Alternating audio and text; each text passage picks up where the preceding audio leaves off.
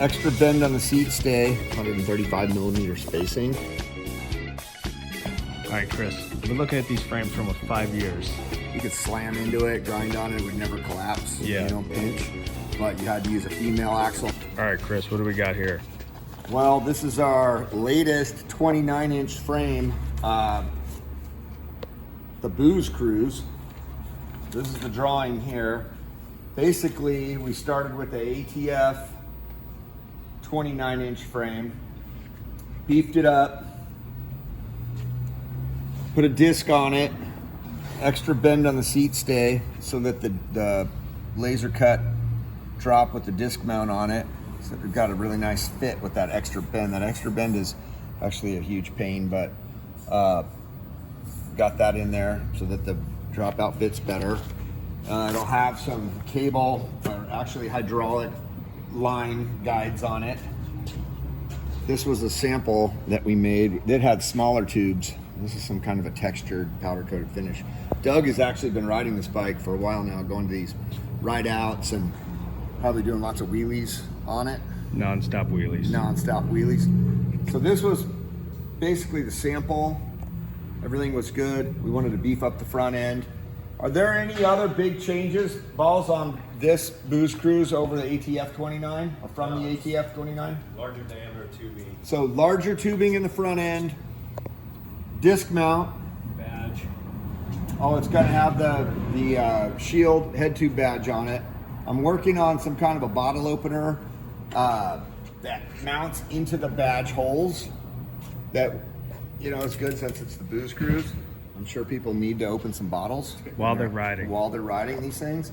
So I am working on that, but in the meantime, this is the first sample slash, you know, prototype that's like basically perfect. So this hasn't been welded yet. The front end's been welded. Back end hasn't been welded. Oh, the other big change is this is 135 spacing. So that is a big change actually, because normally we do 112. But this is, you can see right here, this is 135 millimeter spacing. So it's a lot easier to get a hub with a disc rotor mount on it in 135 than it is in 110. Or 112, 110, whatever. I bought one of those. I think Profile has one, super expensive. But when you jump up to 135, you can get a lot more, you have a lot more options for a disc hub. More compatible. And then the nice thing about that too is we're able to open this up. We move the bridge up. We got more tire clearance than we did on the previous ATF 29. And this is, as far as S&M goes, this is our first production bike with a disc on it. We made black market mountain bikes back in the day. We put discs on those. We even had derailleurs on some of them. But this is, as far as a production S&M bike goes, this is the first one with the disc mount. So There we go. we're in the world of we're in the disc world now. Disc world. Yeah. So look out for that. That should be done pretty soon. This is kind of, you know, I think this is what diameter rotor did he use on this? Do you know? Is it? It's basically.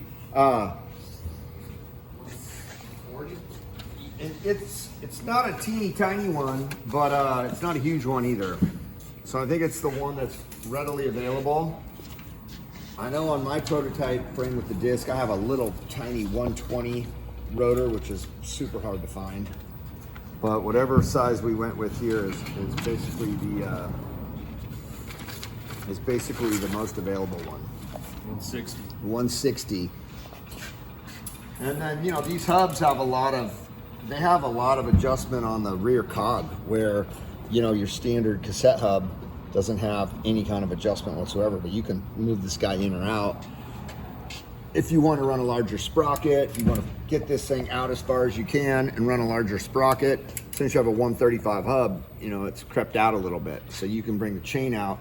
We have pretty good clearance on this one with the 36 right now. I mean, this is just kind of a,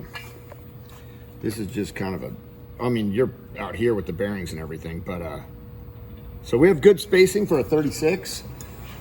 If you want to go bigger, you can just space the rear out and bring your whole chain line out, which is kind of a cool feature more of a mountain bike style hub. So anyway, that's going to be the Booze Cruise.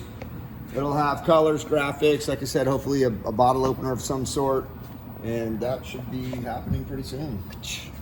All right, Chris, I've been looking at these frames for almost 5 years. No idea what's going on with these. People ask me during tours, what do we got? That is a good question. Now I'm assuming we keep these frames up here in case we ever want to remake them. But I haven't really dug into this in a long time either. Judging by the dirt on here, I mean, they've been here for a while. They might have been up there for a minute. This is a terrible one. So that's something we made for Joe back in the day. I don't know what model that is, but we're going to keeping it as a sample. This I recognize right here as a WTF with the black hole dropout. So this didn't go over too hot. I mean, I think it's a great idea because, you know, you could ice pick it, you could do a bunch of stuff. It would never, you could slam into it, grind on it, it would never collapse, you know, pinch. But you had to use a female axle. Not only a female axle, you had to use the female axle without the nub. Yeah. You had to have a full, you know, flush. Maybe not super compatible. Female. So that's what that is. I see CW over here, so that's a cam wood frame. Couple of tall boys, it looks like. A little, that's a LTF. So it's another kind of iconic S&M frame. This is a fit frame with the wishbone. That's a Dugan. So that would have been a Tom Dugan frame with the wishbone. This one is this has got a wishbone on it too. So this is probably the LTF. Oh, it is. Look at the gusset. LTF. So maybe these frames need to get stripped and powder coated and put into the archives. Time to clean them up. Oh yeah, look how the WTF had the tapered seat tube. I don't think we've ever done that on another frame. So the whole idea here was to make the frame as light as possible by making the tubing as small a diameter as possible. So we tapered it here so that you could have a smaller diameter here, and then you could only put your seat post into here. So you're gonna have to cut your seat post to use this frame, but No Long Johnson on that one. no, you can do the Long Johnson, but it has to start here. It's gonna be up. It'd be about this high. Hoder'd be stoked. Yeah, Hoder would like that. I can't really see Hoder riding this frame. No, me neither. But that would be pretty funny. Right, that's another one right here. Oh, look at this. So second version of the WTF. Of course, stood for what the funk. That's what I figured. Yep. Look at this one. It had the groove cut out of it for the nub. the nubby female axle. Look at that. It's like a WTF V2. Did that ever come out? Sure it did. Yeah? Well, Yeah. I never rode one of these. Oh, that had a little tiny head tube. There's a little tiny head tube on that thing. it's really tiny. Yeah, then the fork was really tiny. Remember, the fork was short. And then the fork was even short here so that the leg was short and the bottom bracket had to be raised way up to accommodate that tiny little fork. Yeah. So when you got this frame, you had to ride it with the fork that came with it. Because if you put it on a regular fork, Chopper style? chopper style. Yeah. Who rode? Dylan Ambrose always rode this frame, remember? He loved this thing. Shout out. Shout out Dylan Ambrose. Dylan Ambrose, Long Beach. Let's see if we can identify one more of these before we call it. This might be a whole episode of Factory Friday in the future. This looks like some kind of vintage, I guess what you call mid-school nowadays, right? That looks like a mid-school fit frame. Let's see what it is.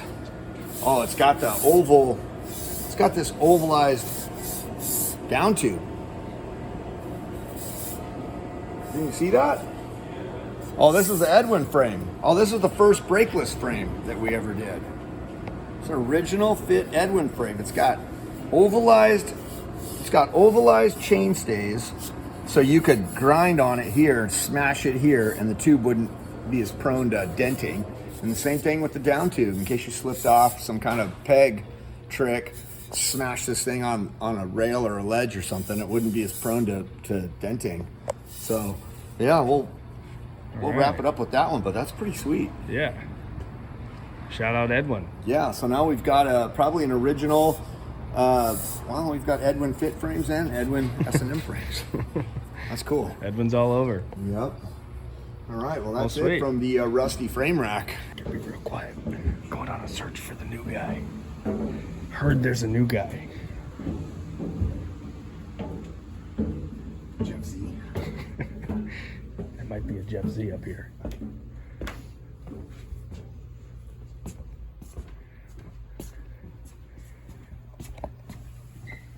I think we found him. We found him. We found him. Gabe or Gabriel?